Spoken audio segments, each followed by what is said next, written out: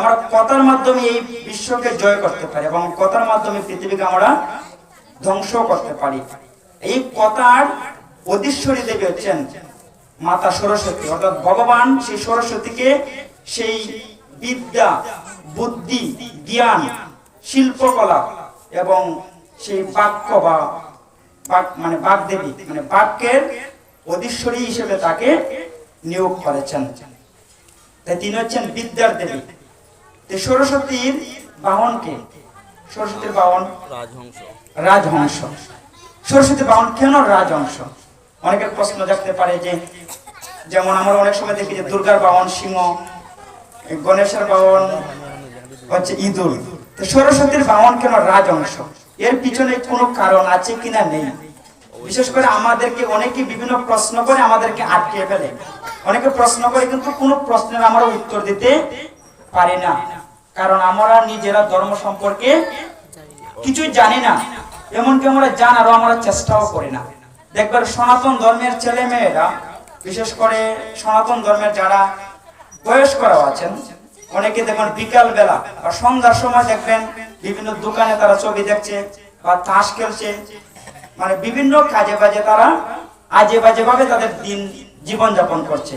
কিন্তু তাদের উচিত ছিল কি সন্ধ্যার সময় ভগবানকে প্রণাম করা, ভগবানের উপাসনা করা, ছোটদেরকে শিক্ষা দেওয়া যে কিভাবে ধর্ম করতে হয়।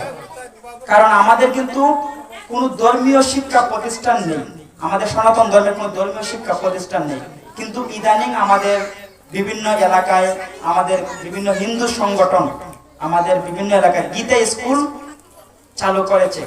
তাই আমাদের এভাবে আমাদের সনাতন ধর্মকে যদি আমরা এগিয়ে নিয়ে যেতে চাই, তাহলে আমাদেরকে এই শিক্ষার দিকে, সনাতন ধর্মের শিক্ষার দিকে আমাদেরকে গুরুত্ব দিতে হবে। অনেকে ভাবেন যে আমাদের সনাতন ধর্মের অনেক প্রশ্নের উত্তর নেই, কিন্তু কথাটা সম্পূর্ণ ভুল।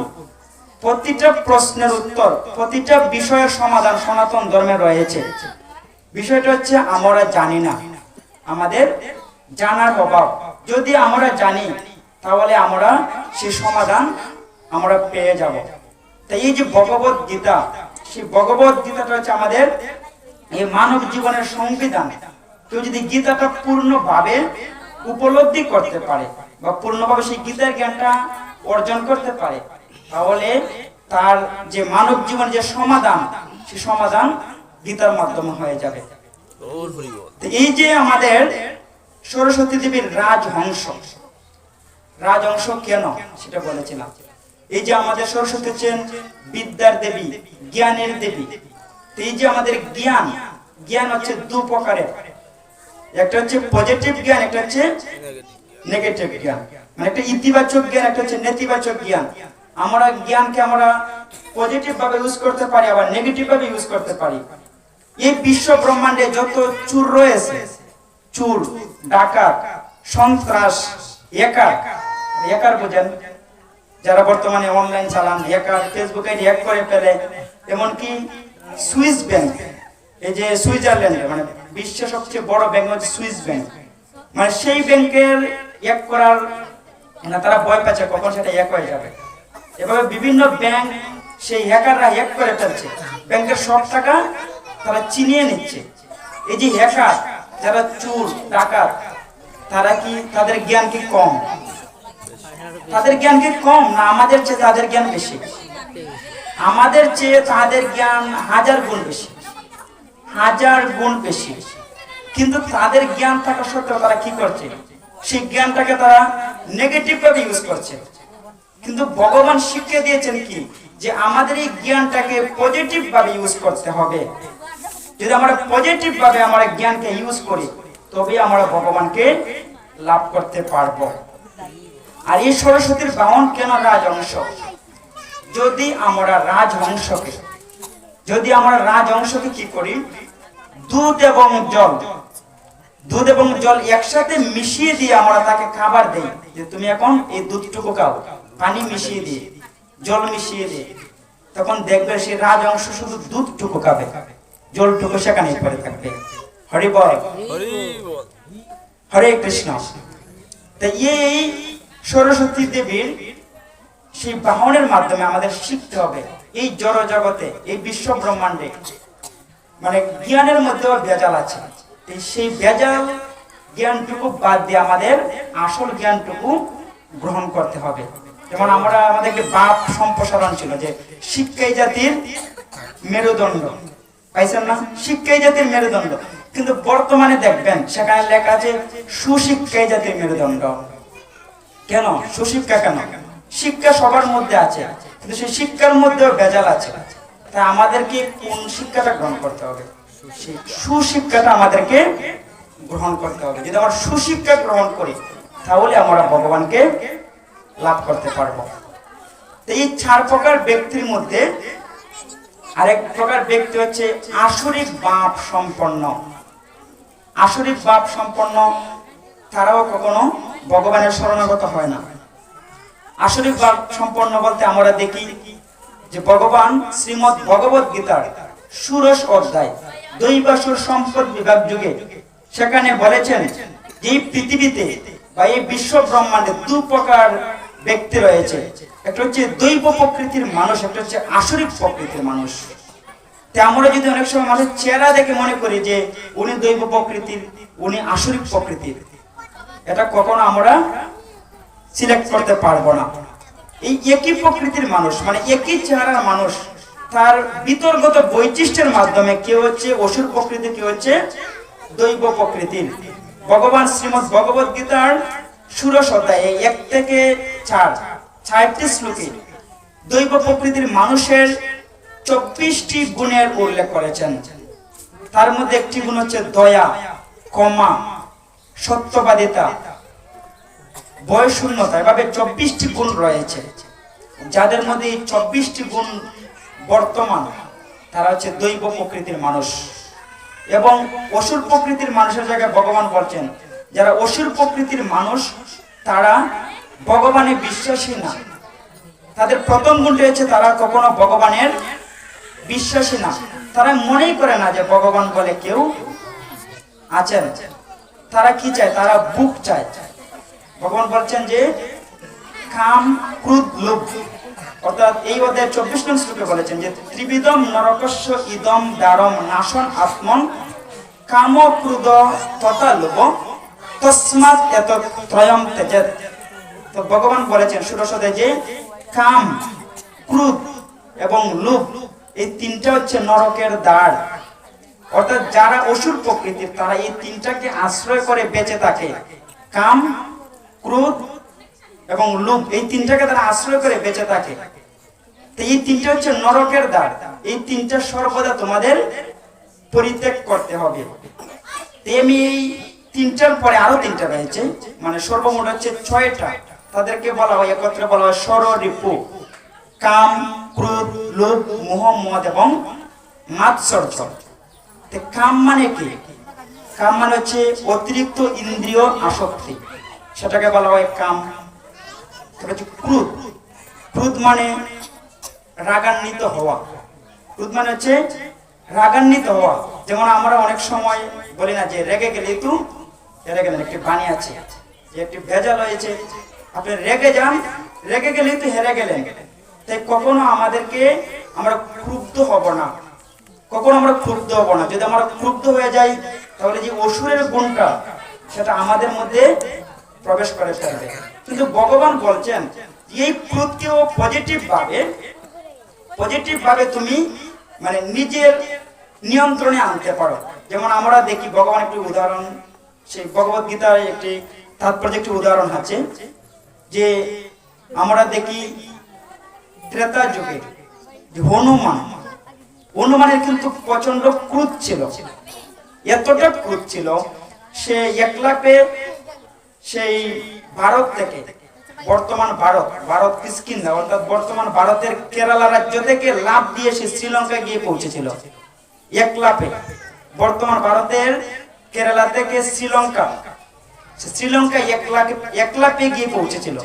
এবং সেই ক্রোধটা তার ভিতরে যে ক্রোধ ছিল সেই ক্রোধটা সে মানে শত্রু পক্ষের নিকটে অর্থাৎ রাবণের বিনাশের জন্য সে প্রয়োগ করেছিল। অর্থাৎ ভগবানের মঙ্গলের জন্য যে মাতা সীতা দেবীকে অপহরণ করে নিয়েছিল, সেই অপশক্তির বিরুদ্ধে সে তার ক্রোধটাকে কি করেছিল, মানে ছুঁড়ে ফেলে দিয়েছিল। অর্থাৎ রাবণের সম্পূর্ণ লঙ্কা জ্বালিয়ে দিয়েছিল। তো ভগবান বলছেন যে আমাদের যদি ক্রোধটাকে ভগবানের সেবায় লাগাতে হবে। কাম, ক্রোধ, তারপর হচ্ছে লোভ। আমাদের লোভ একটি প্রধান শত্রু, যে লোভের মাধ্যমে আমরা মানে ভগবানকে হারিয়ে ফেলছি। যেমন আমরা দেখি মামাশ্রী শকুনি, সে কিন্তু যে লোভী ব্যক্তি ছিল। সে চেয়েছিল যদি অস্তিনাপুর যে সমৃদ্ধশালী রাজ্য ছিল তখনকার সময়ে, এই বিশ্ব ব্রহ্মাণ্ডের মধ্যে সবচেয়ে সমৃদ্ধশালী রাজ্য ছিল অস্তিনাপুর। সে সেই অস্তিনাপুরের লোভ সামলাতে না পেরে সে কি করেছিল, নিজের রাজ্য বিসর্জন দিয়ে সে অস্তিনাপুর এসেছিল। অস্তিনাপুর এসে সে সেখানে তার ভাগনাদের সাথে বসবাস করত এবং তাদের মধ্যে সর্বদেশে ঝগড়া বিভ্রাট লাগিয়ে রাখত। এটা হচ্ছে লোভ। ভগবান বলছেন যে আমাদের কোন দিকে লোভ থাকতে হবে? ভগবান বলছেন আমাদের লোভ থাকতে হবে ভগবানের প্রসাদের প্রতি। আমাদের লোভ থাকতে হবে ভগবানের আলোচনা, ভগবানের ভাগবতী আলোচনা শ্রবণ করার প্রতি। আমাদের লোভ থাকতে হবে ভাগবতীয় পাঠ, গীতা পাঠের প্রতি। ভগবানের সম্পর্কিত যে বিষয়, সেসব বিষয়ের প্রতি আমাদের লোভ থাকতে হবে। এছাড়া যদি আমাদের অন্য কোনো লোভ থাকে তাহলে সেটা আমাদের আসরিক গুণকে প্রবৃদ্ধ করবে। কাম, ক্রোধ, লোভ, তারপর হচ্ছে মোহ। মোহের দ্বারা প্রভাবিত হওয়া যাবে না। তারপর হচ্ছে মদ, মোহ, মদ। মদটা কি আমরা সবগুলোই জানি। মদ মানে হচ্ছে অহংকার। মদ মানে কি? অহংকার। যেমন বিশেষ করে আমাদের বিভিন্ন পূজায় অনেকে বলে না মদ লাগে, গাঁজা লাগে। অনেকে বলে শিবের পূজায় গাঁজা লাগে। আপনি দেখাতে পারবেন যে এই কথা বলে যে শিবের পূজায় গাঁজা লাগে, তাকে একটি প্রশ্ন যে আপনি কি কোন শাস্ত্রে, সনাতন ধর্মের কোন শাস্ত্রে দেখাতে পারবেন যে অমুক শাস্ত্রে লেখা আছে শিব গাঁজা সেবন করেছিলেন? আসলে আমাদের সনাতন ধর্মের কোন শাস্ত্রে কোথাও শিব গাঁজা সেবন করেছিলেন এমন কোন শব্দই নেই। হরি বল। তাই যারা আসে গাঁজার নামে নিজে নেশা করে, তাদেরকে দুলাই দিলেই সব ঠিক হয়ে যাবে। যেটা আইনগত নিষিদ্ধ সেটা আমাদের সনাতন ধর্মে কোথায় আছে?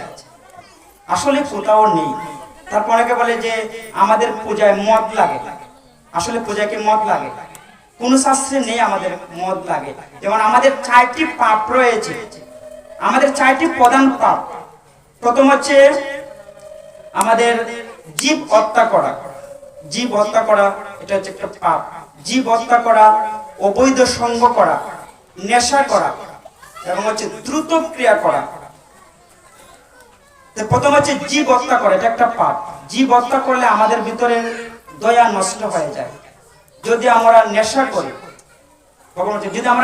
করি, তাহলে আমাদের তপস্যার শক্তি নষ্ট হয়ে যায়। ভগবান বলছেন যে কেউ যদি নেশা করে তাহলে তার যে তপস্যার গুণ বা তপস্যার শক্তি সেটা নষ্ট হয়ে যায়। তা আমরা যদি নেশা করি তাহলে আমরা ভগবানকে কিভাবে লাভ করতে পারবো? আমরা যদি গাঁজা খাই ভগবান কিভাবে লাভ করতে পারবো? যদি আমরা মদ খাইলে তার নিজেরই মাথা ঠিক থাকে না, তাহলে সে ভগবানকে কিভাবে লাভ করবে? তাই নেশার মাধ্যমে কখনো ভগবানকে লাভ করা যাবে না। এটা 4টি পাপের মধ্যে একটি পাপ হচ্ছে সেই নেশা করা। তারপর হচ্ছে অবৈধ সঙ্গ করা, মানে নিজের স্ত্রী ব্যতীত অন্য কারো সঙ্গ করা হচ্ছে, এটা হচ্ছে অবৈধ সঙ্গ, সেটা একটি মহাপাপ। তারপর হচ্ছে দ্রুত ক্রিয়া মানে হচ্ছে জুয়া খেলা। মানে আমরা বিভিন্ন সমাজে দেখা যায় যারা জুয়া খেলে, এটা একটা প্রধান পাপ। এই 4টা পাপ কর্ম ভগবান বলছেন আমাদেরকে সেই পাপ কর্ম থেকে আমাদেরকে বিরত থাকতে হবে। যদি আমরা সেই 4টি পাপ কর্ম থেকে বিরত থাকতে পারি তাহলে আমরা ভগবানের প্রিয় হতে পারবো। এই যে মদ কথাটি কেন বলেছিলাম, যে অনেকে বলে যে পূজায় মদ লাগে। আসলে পূজায় কি মদ লাগে? পূজায় মদ লাগে না, কিন্তু সংস্কৃত ভাষায় মদ শব্দটি রয়েছে। কিন্তু এই মদ শব্দের অর্থ কিন্তু নেশা নয়। এই মদ মানে হচ্ছে অহংকার। যদি আমরা ভগবানকে লাভ করতে চাই, যদি আমরা সরস্বতী দেবীকে প্রসন্ন করতে চাই, যদি আমরা ভগবানকে প্রসন্ন করতে চাই, তো সর্বপ্রথম আমাদের যে বিষয়টি থেকে মুক্ত থাকতে হবে সেটি হচ্ছে মদ বা অহংকার। মদ আমাদের সবার ভিতরে রয়েছে।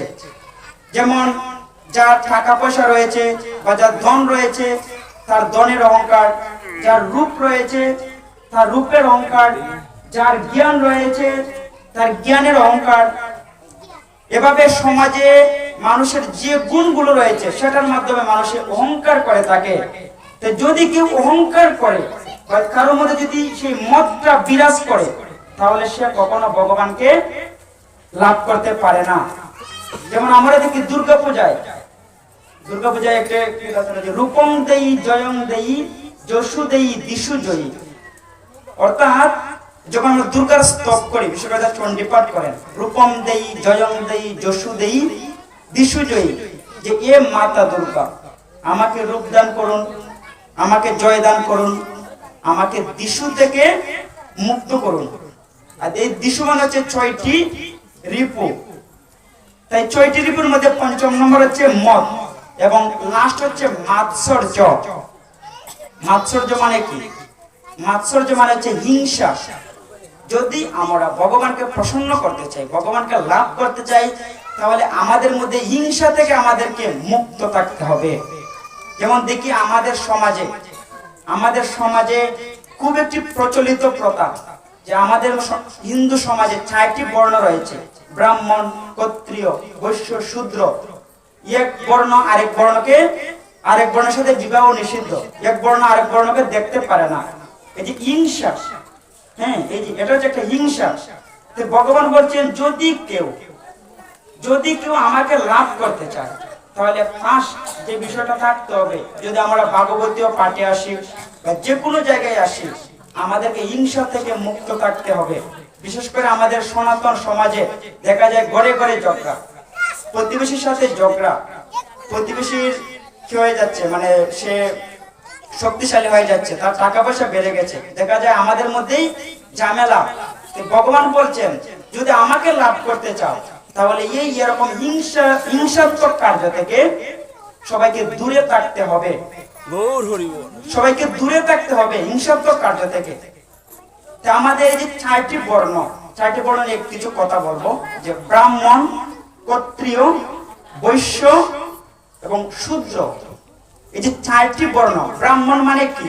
আমরা অনেকে মনে করতে পারি যে ব্রাহ্মণ মানে হচ্ছে ব্রাহ্মণের ঘরে জন্ম নিলে ব্রাহ্মণ, ক্ষত্রিয় মানে ক্ষত্রিয়ের ঘরে জন্ম নিলে ক্ষত্রিয়, বৈশ্য মানে বৈশ্যের ঘরে জন্ম নিতে হবে, তাহলে বৈশ্য, এবং শূদ্র হলে শূদ্রের ঘরে জন্ম নিলে যে শূদ্র। আসলে এটা কি সঠিক নয়? এটা সঠিক নয়। কারণ আমরা যে শাস্ত্রের দিকে লক্ষ্য করি, আমাদের শ্রীমদ্ ভগবত গীতার 4th অধ্যায় জ্ঞান যুগের 13 নং শ্লোকে ভগবান বলেছেন যে চতুর্বর্ণং মায়া সৃষ্টম গুণ কর্ম বিভাগস্য তস্য কর্তারম অপি মাম বিদ্ধি কর্তারম অব্যয়ম। অর্থাৎ ভগবান বলেছেন যে আমি এই জড়জগৎকে পরিচালনা করার জন্য মানব সমাজকে 4টি ভাগে বিভক্ত করেছি। সেটা হচ্ছে প্রকৃতির 3টি গুণ এবং কর্ম অনুসারে। হরে কৃষ্ণ। প্রকৃতির 3টি গুণ এবং কর্ম অনুসারে আমি মানব সমাজকে ভাগ করেছি। আমি জন্ম অনুসারে কখনো বলি নাই, ভগবান জন্ম অনুসারে বলে না, মানে কর্ম অনুসারে আমি মানব সমাজকে 4টি ভাগে বিভক্ত করেছি। তা আমাদের প্রথম বর্ণটা কি? প্রথম বর্ণ হচ্ছে ব্রাহ্মণ। এই যে ব্রাহ্মণ, আমাদের ভগবত গীতায় সেই ব্রাহ্মণের 9টি গুণ আছে। ভগবত গীতায় 8th অধ্যায়ের 43 নং শ্লোক, সেখানে বর্ণনা আছে যে সে ব্রাহ্মণের 9টি গুণ। ব্রাহ্মণের 9টি গুণ কি? যে সম, দম, তপ, শৌচ, সরলতা, জ্ঞান, বিজ্ঞান এবং আস্তিক্য। সম মানে হচ্ছে অন্তর ইন্দ্রিয় সংযম। আমাদের 10টি ইন্দ্রিয় আছে, একটা হচ্ছে 5টি কর্মেন্দ্রিয়, 5টি জ্ঞানেন্দ্রিয়। যিনি এই ইন্দ্রিয়গুলোকে সংযম রাখতে পারেন তিনি হচ্ছেন ব্রাহ্মণ। এটা হচ্ছে প্রথম গুণ, সম, দম। তারপর হচ্ছে তপ মানে হচ্ছে তপস্যা, মানে তপস্যা করার মতো শক্তি থাকতে হবে এবং সেই সাথে সেই নেশা থেকে মুক্ত থাকতে হবে। কারণ যদি কেউ তপস্যা করতে চায় বা তপগুলোর অধিকারী হতে চায়, তাহলে তাকে নেশা থেকে মুক্ত থাকতে হবে। কারণ নেশা যদি কেউ করে, তাহলে তার সেই তপস্যার গুণটা নষ্ট হয়ে যায়। সমদম তপ, শৌচ। শৌচ মানে শুদ্ধতা। যেমন আমাদের যখন আমরা অপবিত্র থাকি, আমাদের স্নান করা উচিত, মন্দিরে গেলে স্নান করা উচিত, প্রস্রাব করলে জল ব্যবহার করা উচিত। এটা কিন্তু আমাদের প্রকাশ্যে বলতে হবে প্রতিটা সনাতনী ছেলেকে, যেটা আমরা জানি না। প্রস্রাব করলে জল ব্যবহার করতে হবে। যদি জল ব্যবহার না করেন, তাহলে আপনি মন্দিরে যেতে পারবেন না, তা আবার স্নান করতে হবে। এটা হচ্ছে শৌচতা। যদি আমরা বাথরুম করি, স্নান করে মন্দিরে যাওয়া উচিত। এটা হচ্ছে শৌচতা। শৌচ থাকতে হবে, সমদম তপ শৌচ। তারপর হচ্ছে সরলতা। আমাদের যিনি ব্রাহ্মণ, তার সরলতা একটি গুণ। জ্ঞান, বিজ্ঞান এবং আস্তিক্য। ব্রাহ্মণ অবশ্যই জ্ঞানী হতে হবেন। জ্ঞান, বিজ্ঞান এবং আস্তিক্য। আস্তিক্য মানে হচ্ছে ভগবানে বিশ্বাসী হতে হবে, ভগবানকে বিশ্বাসী হতে হবে। যদি ব্রাহ্মণ যদি ভগবানকে বিশ্বাস না করেন, তাহলে কিভাবে উনি ব্রাহ্মণ হবে? এই 9টি গুণ যার মধ্যে আছেন, তিনি হচ্ছেন ব্রাহ্মণ। তারপর হচ্ছে ক্ষত্রিয়। সমাজে ক্ষত্রিয় কারা? আমরা জানি, আমরা বিশেষ করে কেউ যদি ক্ষত্রিয় কারা, ডাইরেক্ট আমরা উদাহরণ দিই, রাম, লক্ষ্মণ, দুর্যোধন, ভীম, অর্জুন, তারা ক্ষত্রিয়। তারা বাদে কি বর্তমান সমাজে কি ক্ষত্রিয় নাই? ক্ষত্রিয় কি নাই? বর্তমান সমাজে ক্ষত্রিয় আছে। আমাদেরকে ফার্স্ট বুঝতে হবে ক্ষত্রিয় মানে কি। ক্ষত্রিয় শব্দটা এসেছে ক্ষাত্র থেকে, এবং ক্ষাত্র মানে হচ্ছে বিনাশ। ক্ষাত্র শব্দ হচ্ছে বিনাশ। মানে যারা যুদ্ধ করেন, যারা যুদ্ধ বিগ্রহ করে দেশকে রক্ষা করেন, দেশকে শক্তিশালী করে রাখেন, দেশকে শাসন করেন। ক্ষত্রিয়েরও 7টা গুণ আছে। তার মধ্যে একটা হচ্ছে শৌর্য, বীর্য, তেজ, দ্বিতীয় দক্ষতা, যুদ্ধে অপলায়ন, দান এবং শাসন ক্ষমতা। যিনি ক্ষত্রিয় হবেন তার মধ্যে শৌর্য।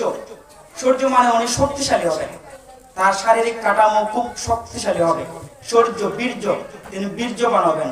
তেজ, তার মধ্যে তেজ থাকবে। দ্বিতি মানে ধৈর্য, দ্বিতীয় দক্ষতা এবং যুদ্ধে অপলায়ন। যিনি ক্ষত্রিয় হবেন তিনি কখনো যুদ্ধ থেকে পলায়ন করবেন না। যুদ্ধে অপলায়ন, দান এবং শাসন ক্ষমতা।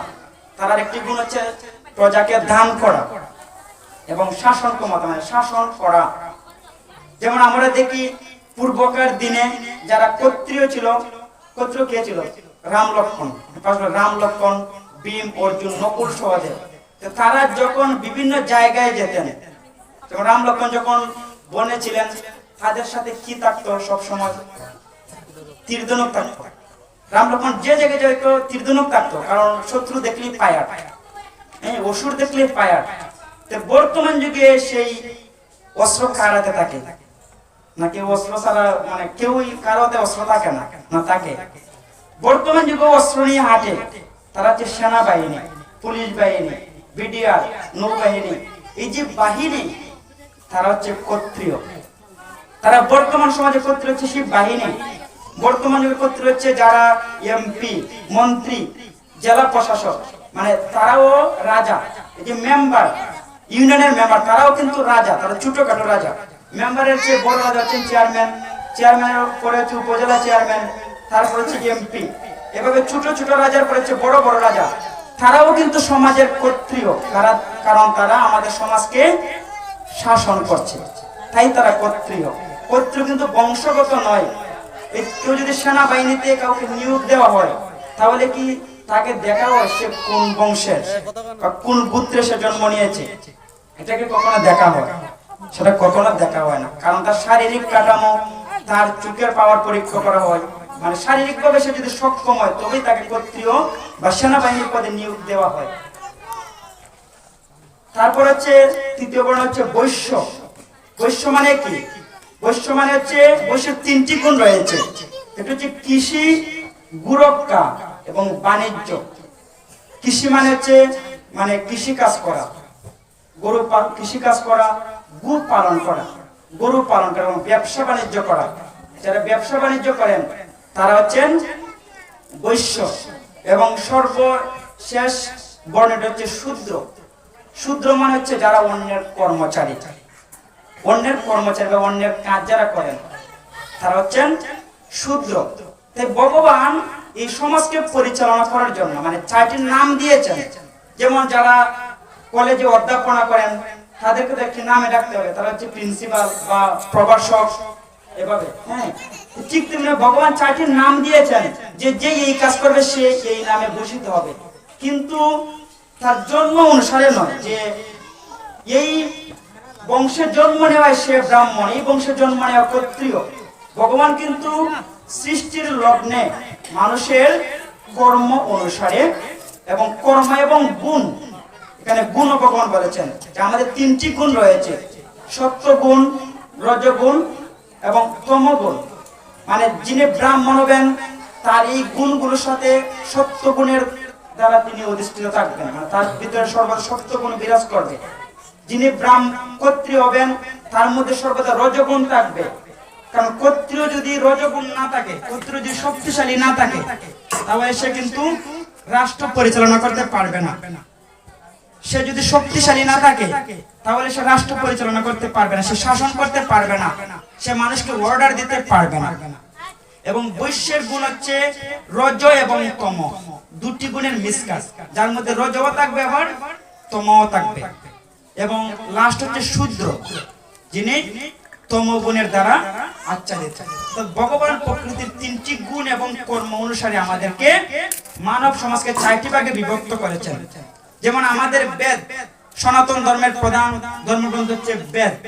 বেদে বলা হয়েছে যে আমরা হচ্ছি অমৃতস্য পুত্র, মানে আমরা যারা সনাতন ধর্মাবলম্বীরা আমরা হচ্ছি অমৃতস্য পুত্র, অর্থাৎ আমরা অমৃতের সন্তান। তাহলে কেন আমরা কেউ উচ্চ হবে কেউ নিচু হবে?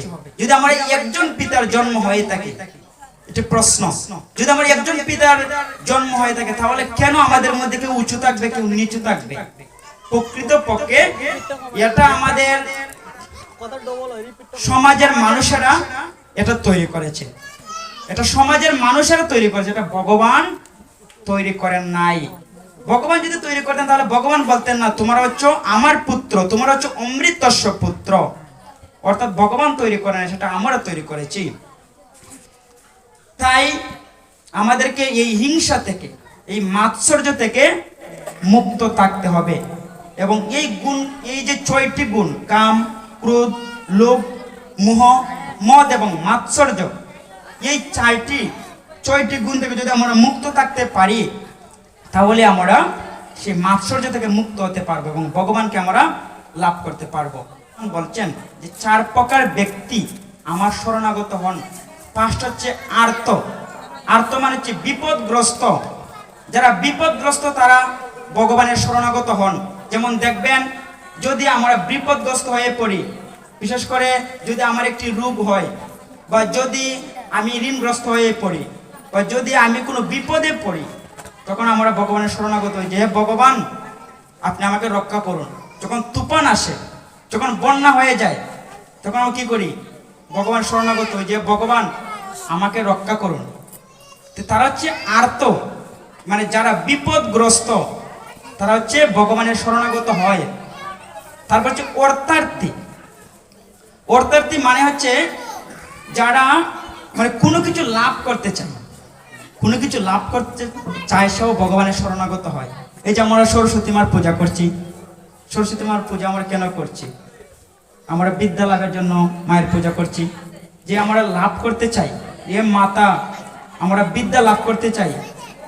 যেমন আমাদের বিভিন্ন অনেক সময় আমরা ভগবানের কাছে বিভিন্ন কিছু প্রার্থনা করি যে ভগবান আমাকে একটি চাকরি দেন, হে ভগবান আমার ব্যবসাকে আপনি সফল করেন, ব্যবসাকে বাড়িয়ে দেন। এভাবে বিভিন্ন চাওয়া পাওয়া, বিভিন্ন আকাঙ্ক্ষার মাধ্যমে আমরা যে ভগবানকে উপাসনা করি, বিভিন্ন আকাঙ্ক্ষার মাধ্যমে, সেটা হচ্ছে অর্থার্থী। অর্থাৎ ভগবানকে কিছু পাওয়ার জন্য, ভগবানের কাছে চাওয়ার জন্য আমরা ভগবানের কাছে যাই, তারাও ভগবানের শরণাগত হয়। ভগবান বলছেন যে তোমার যা কিছু আছে বা তোমার যা কিছু চাওয়ার আছে তুমি আমার কাছে চাও। ভগবান কিন্তু নিষেধ করেন নাই। ভগবান বলছেন তুমি আমার শরণাগত হও এবং তুমি যা চাও আমি তোমাকে তাই দেব। আমার কাছে এসে তো চাইতে হবে। হ্যাঁ, চাইতে হবে না, ভগবানের কাছে চাইতে হবে। এমনকি বাবাকে, যিনি আমার পিতা বা আমার বাবা বা আমার মা, আমি মার কাছে গিয়ে যদি না বলি যে মা আমাকে 10টি টাকা দেন, মা কি দেবেন? দেন না। তাই আমরা মন্দিরেই যাই না। ভগবানের দেখবেন প্রতিটা গ্রামে মন্দির আছে, বিভিন্ন পূজা মণ্ডপ আছে, আমরা মণ্ডপেই যাই না। আমরা যারা যুবক ভাইয়েরা আছি দেখবেন আমরা দুর্গা পূজার সময় দূর থেকে একটা সেলুট মারি, এক আঙ্গুল দিয়ে ভগবানকে প্রণাম। হ্যাঁ, দূর থেকে, মণ্ডপের ভিতরে যাই না। তো আমরা কি ভগবানের কৃপা আমরা পাবো? আমাদের শাস্ত্রে বলা হয়েছে যে ভগবানকে কখনো একাতে প্রণাম করা যাবে না। ভগবানকে কখনো একাতে প্রণাম করা যাবে না, দুয়াত জোর করে ভগবানের কাছে প্রণাম করতে হবে। এছাড়াও প্রণামের আরো কিছু বিধান রয়েছে। আমাদের দু প্রকার প্রণাম রয়েছে। বিশেষ করে যখন লম্বা হয়ে প্রণাম করি, দণ্ডবত প্রণাম, এটা হচ্ছে অষ্টাঙ্গে প্রণাম। যখন আমরা লম্বা হয়ে ভগবানের কাছে প্রণাম করি তখন আমাদের শরীরের 8টা অঙ্গ, ভগবানের মানে শরীরের 8টা অঙ্গ ভগবানের কাজে লাগে। যেমন আমাদের মস্তক, আমাদের নাসিকা, আমাদের দৃষ্টি, আমাদের বক্ষ, আমাদের চরণ, আমাদের আঁটু এবং জানু ভগবানের সেবায় লাগে। তার সাথে একটি কথা বলবো, আমরা যারা প্রণাম করি, যারা মায়েরা আছেন, মায়েদের কখনো অষ্টাঙ্গে প্রণাম করা যাবে না, শাস্ত্রীয় নিষেধ। মানে মায়েদেরকে কখনো অষ্টাঙ্গে মানে হচ্ছে লম্বা হয়ে, মানে যেটা দণ্ডবত প্রণাম করি, লম্বা হয়ে ভগবানের কাছে প্রণাম দেই, সেটা কখনো মায়েদের সেটা করা যাবে না। পিতাজিদের দুটোই করা যাবে। তার সাথে আমরা প্রণাম করার সময় অনেক সময় ভুল করি। আমাদের প্রণামের কিছু বিধান রয়েছে। যখন আমরা ভগবানকে প্রণাম করব, যেমন সেখানে জগন্নাথ, বলদেব, সুভদ্রা বা রাধা মাধব যদি তাদের বিগ্রহ থাকে, বা বিষ্ণুর বিগ্রহ, ভগবান বিষ্ণু লক্ষ্মীর যদি বিগ্রহ থাকে, সেই বিগ্রহকে হাতের বাম সাইডে রেখে, সেই বিগ্রহ হাতের বাম সাইডে রেখে আমাদেরকে প্রণাম করতে হবে। আর যদি আমরা দেবদেবীর পূজা করি, যেমন আজ হচ্ছে সরস্বতী পূজা, লক্ষ্মী পূজা, দুর্গা পূজা, কালী পূজা, দেবদেবীকে যখন আমরা প্রণাম করব, বা শিবকেও যখন আমরা প্রণাম করব, ব্রহ্মাকে আমরা প্রণাম করব, সেই প্রণামটা করতে হবে হাতের ডান দিকে রেখে। হাতের ডান দিকে রেখে দেবদেবীকে প্রণাম করতে হবে, এবং ভগবানকে হাতের বাম দিকে রেখে, অর্থাৎ কৃষ্ণ, বিষ্ণু বা লক্ষ্মী বা নারায়ণ বা জগন্নাথ, বলদেব, সুভদ্রা, মহারানী, তাদের যদি বিগ্রহ থাকে তাদেরকে হাতের বাম সাইডে রেখে প্রণাম করতে হবে। এবং যখন আমরা গুরুদেবকে প্রণাম করব তখন আমরা সেটা সরাসরি করব। হরে কৃষ্ণ।